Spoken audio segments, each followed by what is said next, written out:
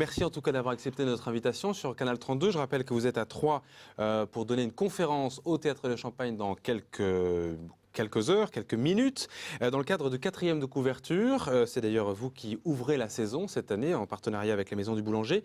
Vous êtes donc, entre autres, romancier français. Vous avez connu une enfance marquée par la fuite du ghetto de Varsovie au camp de réfugiés en Ouzbékistan, une enfance difficile, on l'imagine. Vous avez subi la violence antisémite des années 40.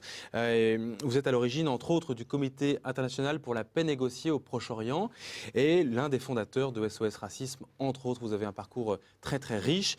Quelle est la casquette qui vous définit le mieux, celle qui vous convient le mieux, Marek Alter? Un conteur. Je raconte des histoires. Ça, c'est votre... Je raconte des histoires, mais les histoires qui charrient des questions, des réponses, qui font réfléchir.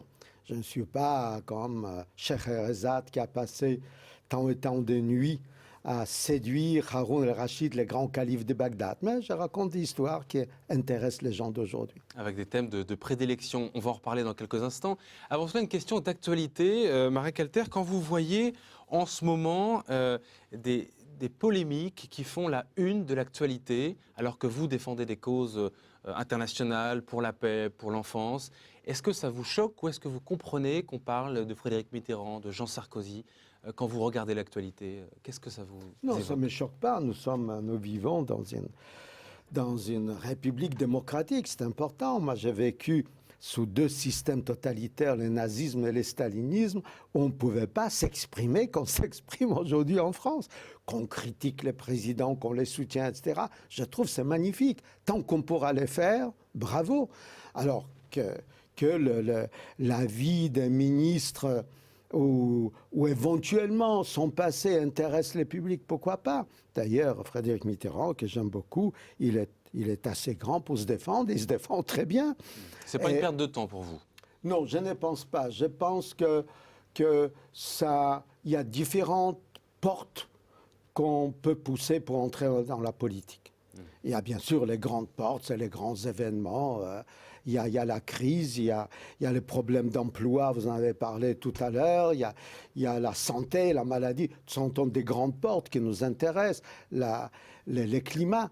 Et puis il y a des petites portes qui nous font quand même nous intéresser aux problèmes publics qui ne sont pas seulement les nôtres, et qui sont des portes qui après nous mènent vers quelque chose de plus important. Vous savez, peu importe pourquoi on s'intéresse à la politique, pourvu qu'on s'intéresse. Alors, on va revenir à votre actualité, votre livre, La Reine de Saba, qui paraît ces jours-ci aux éditions Robert Laffont.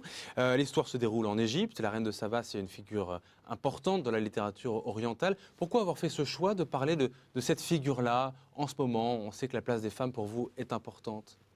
D'abord, elle n'est pas seulement une reine, elle est noire. On m'a demandé un jour si on devait faire un film, à qui penses-tu? J'ai dit Ramayad, bien sûr.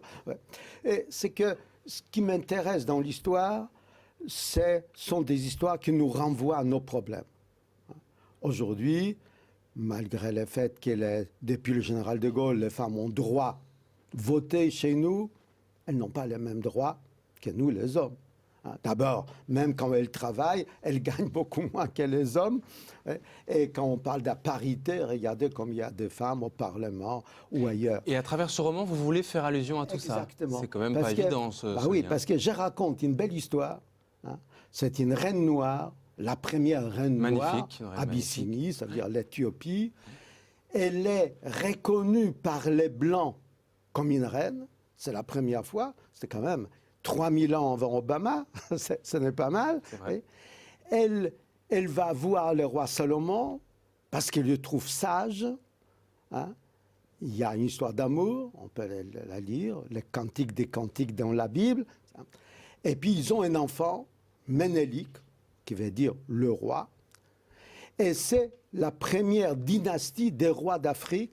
367 rois. C'est pour ça que vous avez abordé cette thématique. C'est extraordinaire.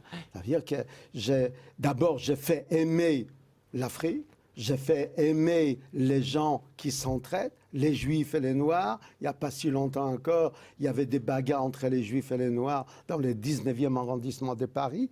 Et voilà, j'essaie de montrer, voilà, il y avait un amour, et de cet amour, il s'est constitué une histoire fabuleuse dont on parle encore aujourd'hui en Afrique. Ouais. Pourquoi est-ce que vous êtes si attaché à la place des femmes? Vous avez publié au moins 4 ouvrages sur la femme dans la Bible notamment, ou dans les religions. Qu'est-ce qui vous fait cet attachement de longue date? Parce que les religieux reviennent. Bon, on a vu, je n'invente pas, les hommes ont besoin d'espoir pour vivre.